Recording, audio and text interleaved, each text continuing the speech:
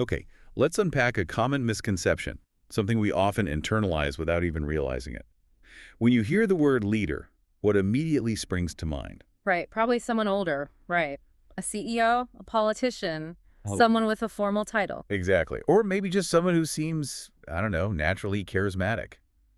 We often think leadership is for adults, for people in charge, or just those few who are born with it. But that view is so limiting, isn't it? It can actually stop us seeing potential, especially in young people. That's precisely what we're diving into today.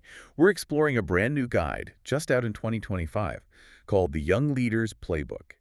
Essential Skills for Communication, Problem Solving, and Inspiring Others by Usama Wale Buhintala. And it really feels like it could shift perspectives. It's not just another, self-help book. Our mission today is to see how this playbook makes leadership feel accessible, how it might genuinely unlock the leader inside any young person. Whether they're leading a class project or, motivating friends on a team or even just wanting to make a positive difference day to day. We want to show you how it redefines leadership and gives really actionable steps. It seems incredibly valuable, not just for young readers, but for parents looking to empower their kids too. Absolutely. What's striking is its focus on character over just having a title. Yes. Talk about that a bit. It's not just about being loud or in charge. No, it suggests the best leaders, especially for young people, are the ones who show things like kindness, courage, responsibility. It's about inspiring others, solving problems together. Being someone others want to follow, not just have to. Exactly. It shifts leadership from command to influence and inspiration. Okay, so where does the book start? It kicks off by challenging that very idea we mentioned, that leadership is just for adults. It really does. It states pretty boldly right up front. Anyone can be a leader. That's a powerful starting point. And how does it define that? What makes someone a leader in this view? Well, it boils it down to 5 key qualities: integrity, courage, communication, empathy, and responsibility. Okay, let's dig into a couple of those. How do they look in practice for, say, a teenager? Let's start with integrity. Sure. The book defines integrity really simply but powerfully: doing the right thing, even when no one is watching. Ah, that's good. So it's about inner principle. Exactly. It's about building trust. So imagine a school project scenario.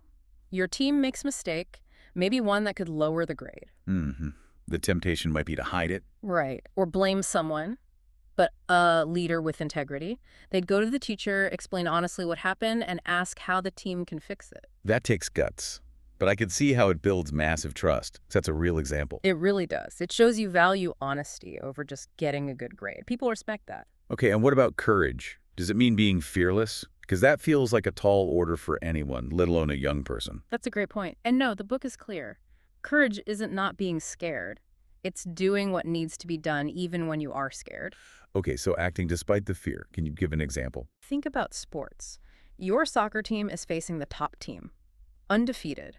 Everyone's nervous, maybe intimidated. Yeah, happens all the time. The leader isn't the one puffing their chest out, pretending they're not nervous.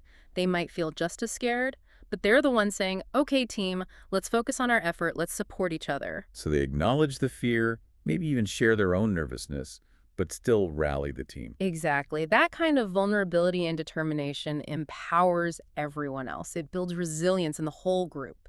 And connecting this back, the book seems to argue these qualities aren't about big, dramatic moments necessarily. Not at all. It's about the small, consistent choices you make every single day. That's where character is built. That's how influence is earned.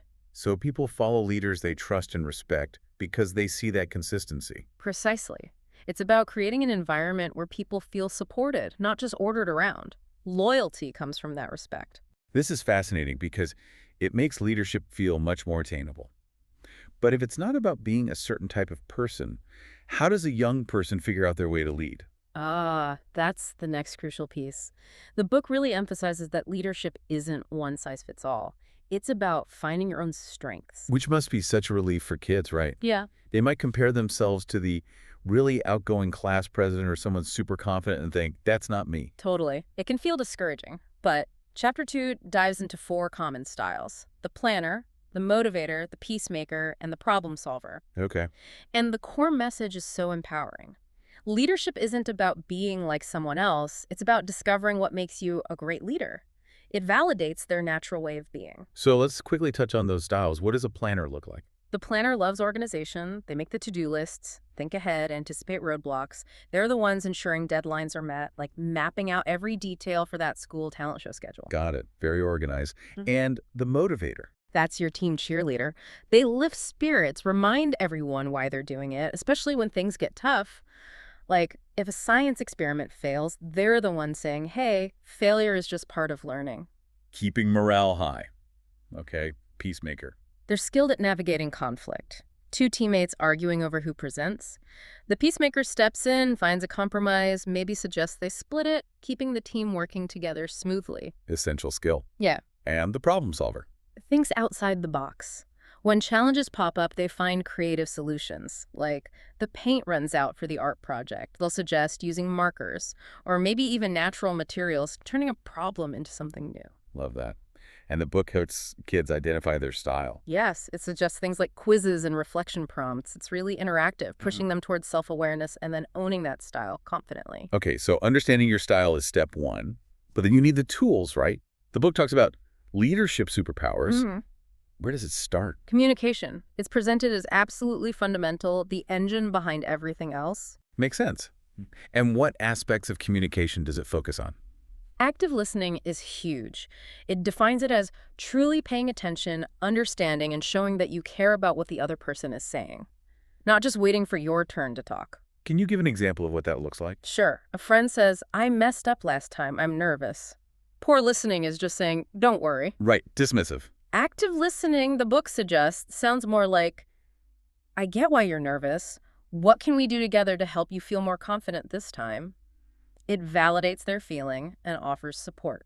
That's much more connecting, builds trust right there. Absolutely. And beyond listening, it also teaches how to speak effectively, clearly, confidently, but also respectfully. How does it frame that instead of just blurting things out? Yeah, so instead of snapping, you're slowing us down. When frustrated, a leader might say, hey, I noticed you're finding that part tricky. How can I help so we can keep moving forward together? So it's direct, but supportive, clear and kind. Exactly. It maintains positive relationships while still addressing the issue. Critical for teamwork. Which you mentioned is another key area. How does the book approach teamwork? It uses a great analogy, building a huge sandcastle. You can try alone, but it's much harder and probably less impressive than building it with friends. Right, the magic of teamwork. Combining strengths. Precisely. It emphasizes bringing together diverse ideas, different skills, unique perspectives to achieve something bigger than any one person could alone. And a key part of that is knowing what strengths people bring. Yes, recognizing everyone's strengths is highlighted. The example given is a school fundraiser. Maybe Sarah loves art, so she designs the posters. Jay's great at talking to people, so he handles donations. Mia is super organized, so she does schedules. And the leader's role. Is to see those strengths, coordinate, and make sure everyone is contributing effectively and feels valued. It's about facilitation, not dictatorship. And that leads to better results and happier teams. Definitely. The book stresses that a good leader doesn't just command. They ask for ideas, they share responsibility, they celebrate wins together. That fosters real ownership and commitment. Okay, but even with great teamwork and communication, problems are going to happen. How does the playbook equip young leaders for that? It doesn't pretend challenges won't arise. It offers a really practical, step-by-step approach called solving problems like a pro. A roadmap, essentially. Mhm. What are the steps? First, identify the real problem, get to the root cause, like finding the actual leak, not just mopping the floor. Okay, don't just treat symptoms. Right. Then brainstorm solutions. Importantly, in a judgment-free way, get all ideas out there first. Mm-hmm. Then choose the best path, weighing pros and cons and involving the team in the decision. Get that buy-in. Makes sense. Then take action with a clear plan. And finally, review the results not to blame, but to learn what worked, what didn't, how can we do better next time. That review step is crucial for growth. And what about dealing with the stress that comes with problems? Huge emphasis on staying calm under pressure. The book points out that a leader's calm can actually soothe the whole team. It literally says calm is contagious. Wow, that's a powerful thought for a young person. Your emotional state influences everyone. How do they cultivate that calm? It suggests practical things. Take deep breaths, step back for perspective, reframe the problem as a challenge to be overcome, not a disaster. Create that pause before reacting. Got it. And this ties into handling mistakes, right? That he Things will go wrong sometimes. Exactly. The section handling mistakes and setbacks is really refreshing. It just flat out states mistakes are part of success. I like that framing. Less fear around messing up. Yeah. It even shares the fun fact that chocolate chip cookies were an accident. A mistake led to something amazing. It reframes errors as potential learning opportunities. And encourages owning them. Absolutely. That's where it gets really interesting. Don't hide mistakes. Don't blame others. The advice is own up to it, fix it, and move forward. It's about accountability and proactive learning. That builds incredible resilience. Does it offer any stories of resilience? It does. It uses the really compelling example of Abraham Lincoln. Oh, interesting. How so? It highlights his journey before the presidency, failed businesses, losing multiple elections, personal struggles, things most people would find crushing. Right, you don't often hear about those parts. But the point is, he kept learning from each setback, stayed committed to his vision, and kept going. It drives home that failure isn't the end. It's often just the beginning of a stronger, wiser leader. What a powerful illustration of bouncing back. That perseverance is key. Absolutely. Learning, adapting, staying committed. That's the essence of resilience shown there. So this book isn't just theory. It sounds incredibly practical. Mm. A true playbook for action, as the title suggests. It really is. It constantly connects these skills back to everyday life, school, sports, family, friends. It shows how leadership isn't some separate activity. It's woven into everything. And reinforces that it's not about the title. Constantly. Leadership isn't about having a title. It's about being someone who listens, supports, and guides others toward success. That message is loud and clear. How does it suggest young people practice this daily? Through small, consistent actions.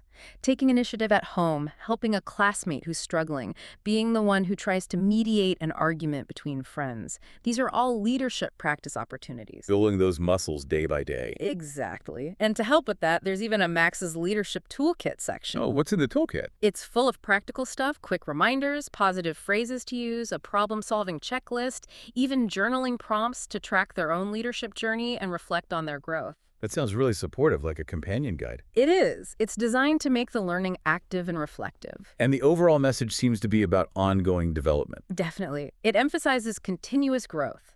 Growth never stops. The more you practice and learn, the more confident and inspiring you become. So seek feedback, learn from mistakes, stay curious. Read about other leaders, yes. All presented as essential parts of a lifelong journey. Leadership isn't a destination you arrive at. It's a skill you keep honing.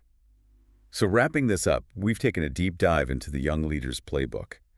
And I have to say, it feels like more than just a book. I agree. It's a really practical, encouraging guide.